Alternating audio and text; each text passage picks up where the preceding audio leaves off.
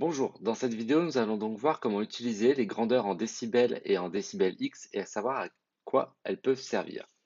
Tout d'abord, avant de commencer à définir ces grandeurs, il faut avoir quelques notions autour de la fonction de logarithme décimale que vous avez peut-être vu déjà en mathématiques.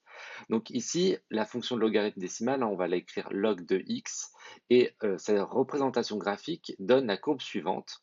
Et il y a notamment un point qui va m'intéresser moi en physique, c'est ce point qui est ici, qui a donc pour abscisse x égale 1 et qui a pour ordonnée y égale 0. En effet, si vous regardez bien le graphe, vous allez constater que pour tout x supérieur à 1, donc c'est-à-dire dans cette zone-là du graphe, hein, vous avez en fait le logarithme de x, donc la courbe en gros, qui est au-dessus de l'axe des abscisses. Donc du coup, ici, log de x va être positif pour tout x supérieur à 1.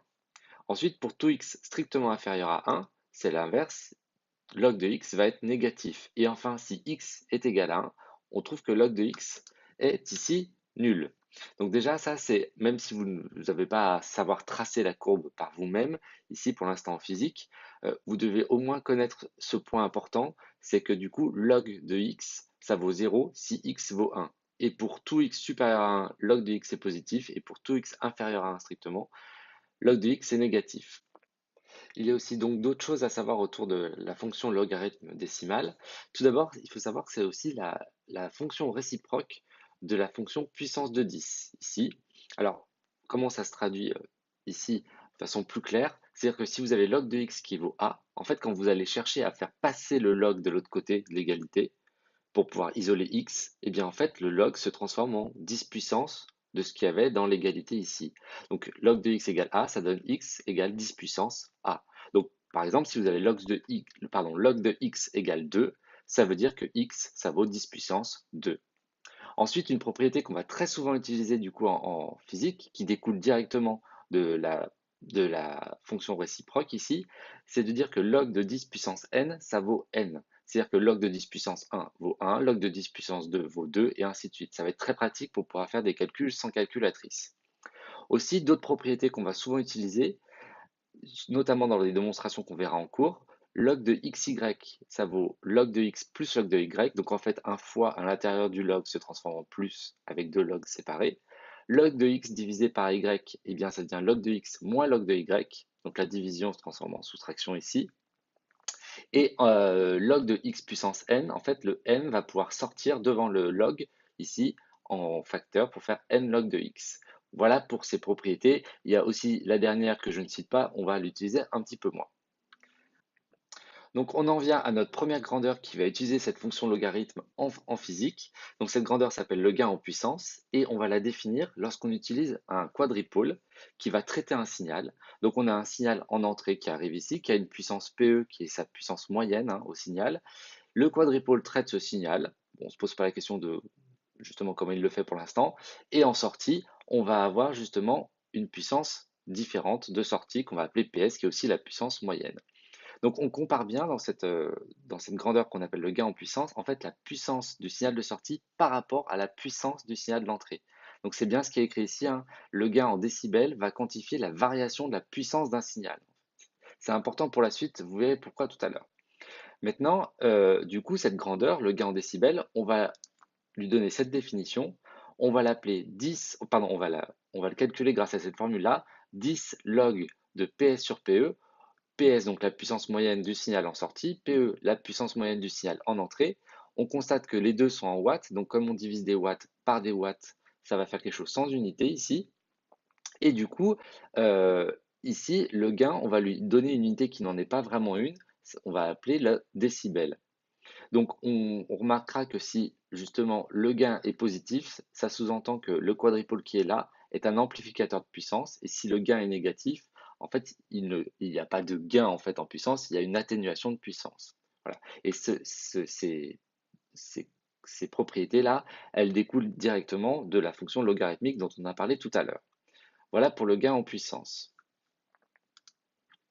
Maintenant, il faut savoir retourner ce type de formule. Ce que j'appelle retourner, c'est par exemple dans un exercice, on vous donne le gain, on vous donne en décibels la puissance d'entrée du signal et on cherche la puissance en sortie du quadripôle, la puissance donc PS. Donc si on connaît lui, qu'on connaît lui, il faut forcément isoler PS pour trouver PS égale.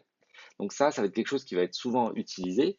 Donc je vous explique sur cet exemple-là et vous allez voir que je ne le ferai pas dans la vidéo pour toutes les autres grandeurs en décibels. Il faut savoir, ou en décibels X, il faut savoir le refaire par vous-même. Donc déjà, première chose, vu qu'on veut sortir PS ici du logarithme, il faut d'abord en fait enlever le 10 qui est là. Et comme il y a un multiplié, il va falloir diviser par 10 de chaque côté de l'égalité. Donc ça va faire le gain divisé par 10 égale 10 sur 10, hein, vu que j'ai divisé par 10 de chaque côté, fois le log de PS sur PE. On voit que 10 sur 10, ça va devenir ici 1. Voilà, et le gain en décibels sur 10 est toujours là. Maintenant, je trouve donc que le gain en décibels sur 10, c'est égal donc à 1 fois le log. Bon, le 1 ici disparaît, donc il reste le log de PS sur PE. Et c'est là où ça se complique un peu plus. Il va falloir faire passer, du coup, maintenant, vu que je veux isoler PS, je vous rappelle, il va falloir passer le logarithme de l'autre côté de l'égalité. Et ça, si vous vous souvenez, c'est ce que je vous ai expliqué au début de la vidéo. En fait, quand un log passe de l'autre côté de l'égalité, en fait, il devient une 10 puissance de ce qu'il y avait de ce côté-là. C'est-à-dire que ça va donner quelque chose comme ça. Donc déjà, j'ai réécrit log de PS sur PE en premier pour pouvoir isoler en fait PS dans le premier membre. Et le log va passer de l'autre côté. Et vous voyez qu'en fait, ça va devenir un 10 puissance de ce qu'il y avait ici. Donc on trouve que PS sur PE, c'est égal à 10 puissance du gain sur 10. Et maintenant, moi je veux PS égale, donc qu'est-ce qu'il me reste à faire? Eh bien il me reste à enlever ce PE qui est au dénominateur, donc multiplier par PE de chaque côté. Et en multipliant par PE de chaque côté, donc ça va faire PS sur PE fois PE, donc les PE vont s'en aller, il ne me reste plus que PS ici, et il me reste donc PE fois 10 puissance, le gain en décibels sur 10. Et ainsi, donc là on a terminé, on a la réponse, c'est qu'en fait cette formule-là retournée pour trouver PS, ça donne ceci. Voilà pour cette petite pause technique au point de vue mathématique pour retourner une formule. Maintenant, on peut aussi définir un gain, non pas en puissance, mais en tension, et notamment en tension efficace. On va le noter de la même façon, ça sera le gain en décibels, et ici, donc il aura toujours la même unité, le décibel, et ça sera non plus 10 log, mais 20 fois log de la tension efficace de sortie sur la tension efficace d'entrée. Vous remarquerez que quand il y a des tensions ici, on n'a plus 10, mais on a un 20, et je vous expliquerai pourquoi en cours plus tard. Maintenant, ici, du coup, le gain en décibels, il quantifie plus la variation de la puissance, mais de la tension efficace d'un signal. Mais si vous vous souvenez du cours précédent, en fait, les deux sont intimement liés. Et il faudra retenir que ici, le décibel, que ce soit pour un gain en tension ou un gain en puissance, ce n'est pas une véritable unité. C'est-à-dire qu'en fait, on écrit, par exemple, le gain en décibels égale 20 décibels, mais on pourrait très bien dire que le gain est de 20. On a juste apposé ce mot décibel pour, pour pouvoir créer une unité qui n'en est pas vraiment une. Une dernière petite chose autour du gain en décibels, en fait, pour essayer de comprendre à quoi ça sert, en fait, le gain en décibels, cette grandeur, pour qu'on la crée, ici, on va prendre un enchaînement de plusieurs quadripôles qui ont chacun un gain G1, G2 en décibels et ainsi de suite jusqu'à n quadripôles. C'est une situation qui se présente souvent. En général, on a une chaîne de traitement d'un signal où on a le signal en entrée, le signal en sortie, et on connaît en fait le gain pour chaque sous-système. Et on voudrait connaître le gain en fait total quand justement on fait se succéder ces quadripôles les uns après les autres. Et en fait, le gain total, eh bien, ça va être la somme de chacun des gains. Donc c'est pour ça qu'on a créé cette grandeur notamment du gain en décibels, parce que tout simplement, on a de simples additions à faire pour pouvoir savoir ce qui se passe sur l'ensemble de la chaîne. Maintenant qu'on en a terminé avec les gains en décibels, on va justement parler de grandeurs qui sont en décibels X. C'est-à-dire qu'après le décibel, il y aura toujours une ou deux lettres qui viendra s'imposer. Du coup, ici, je commence avec les niveaux de puissance en dBm. Donc en fait, on va mesurer une puissance non plus en watts, mais en dBm. Et le petit m fait référence en fait au m de milliwatts. Pourquoi? Parce qu'en fait, si on regarde la formule ici du niveau de puissance que j'appelle n ici, eh bien c'est 10 log, donc ça ressemble à ce qu'on a fait sur les gains. Et ici, on a la puissance du signal P divisée par une puissance de référence. Et cette puissance de référence, en fait, c'est une valeur de référence. Et c'est, regardez ici, un 0,01 watt, c'est-à-dire 1 milliwatt. Donc en fait, on va diviser la puissance en watts par 0,001 watt, ou la puissance en milliwatts divisée par 1 milliwatt. Donc vous voyez, on compare une puissance en watts à 1 milliwatt ici. Et donc, ce que je vais essayer de vous expliquer, c'est que ici, du coup, ce n'est plus du tout une grandeur qui nous permet de comparer l'entrée et la sortie d'un quadripôle. Ça nous permet juste, cette grandeur, justement, le niveau de puissance, de mesurer la puissance d'un signal, d'accord, et pas plus son évolution. Donc c'est ce que j'ai écrit ici. Un niveau de puissance en dBm, c'est une mesure d'une puissance absolue, et non plus justement d'une comparaison sortie-entrée. Et du coup, ça donne que les dBm sont une véritable unité, ici, vu qu'on compare justement une puissance à 1 milliwatt. Maintenant, pour faire un petit exemple, je vous propose, on a une puissance par exemple d'un signal de 10 watts, et je cherche le niveau de puissance. Eh bien, déjà, il va falloir ici faire 10 fois log de 10 sur 1. Et malheureusement, il ne faut pas faire ça. Il ne faut pas faire 10 sur 1, parce que 10, il est en watts, et 1, il est en milliwatts. Donc il va falloir déjà, en fait, convertir 1 milliwatt en watts, ou 10 watts en milliwatts. Bon, je préfère faire 1 milliwatt en watts, donc ça fait 10 watts divisé par 0,001 ici. Du coup, moi, je n'ai pas de calculette ici. Donc comment je vais faire? Ici, je me dis 0,001, c'est 10 puissance moins 3. Donc ça fait 10 sur 10 puissance moins 3. Et 10 sur 10 puissance moins 3, ça fait 10 puissance 4. Donc 10 fois 10, pardon, 10 fois log de 10 puissance 4, eh bien ça va faire quoi? Log de 10 puissance 4, ça fait 4. Donc ça fait 4 fois 10, donc j'ai 40 dBm ici. Donc un signal qui a une puissance de 10 watts, ça signifie, il a un niveau de puissance de 40 dBm. Voilà, c'est une autre en fait unité, si vous voulez, pour la puissance. À tel point d'ailleurs que souvent on vous demande de calculer des puissances en dBm. On ne dit même pas le niveau de puissance en dBm, le mot niveau passe à la poubelle. Donc ici, hein, la puissance, elle est de 40 dBm ou de 10 watts. Voilà. On a le droit de le dire. Maintenant, on a aussi des grandeurs qu'on appelle des niveaux de tension.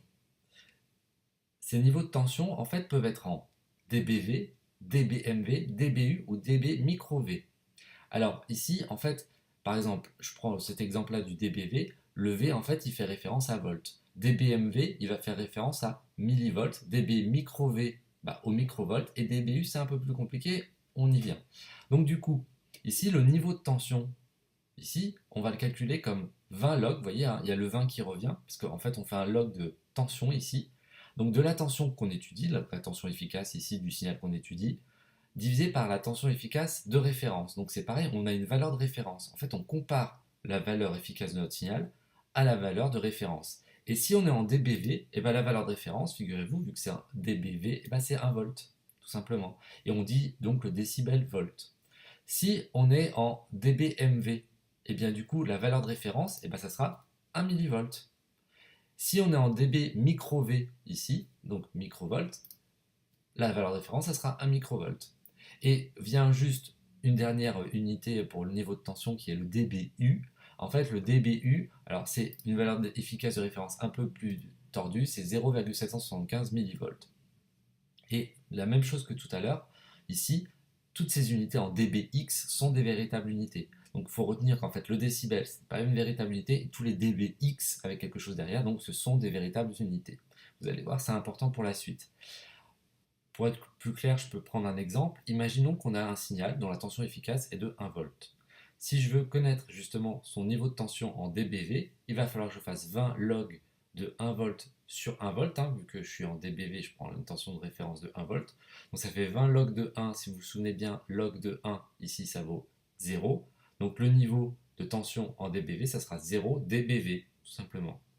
Ensuite, si je le veux en dBmV, donc ça va faire 1 volt divisé par 0,001, donc ça va faire 20 log de 10 puissance 3, donc ça fera 60 dBmV. Et ainsi de suite, hein, je ne vais pas tous les faire ici. Voilà pour ces niveaux de tension.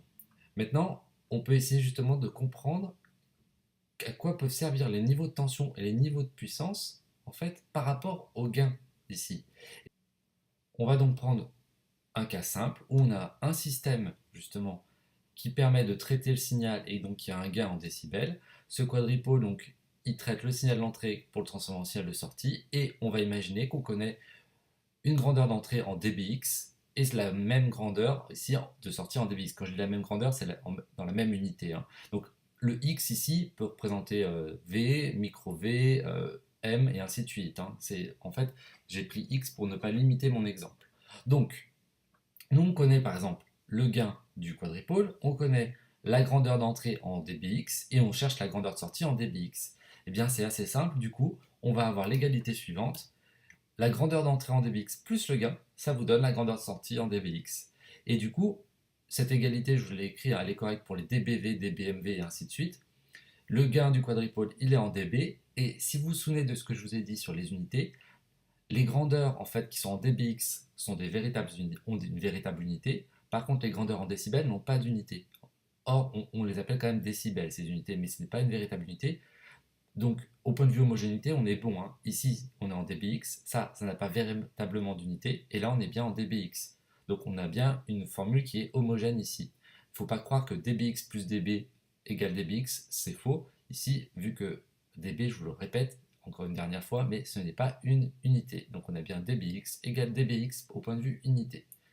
Voilà pour cette vidéo autour des grandeurs en décibels et en décibels X.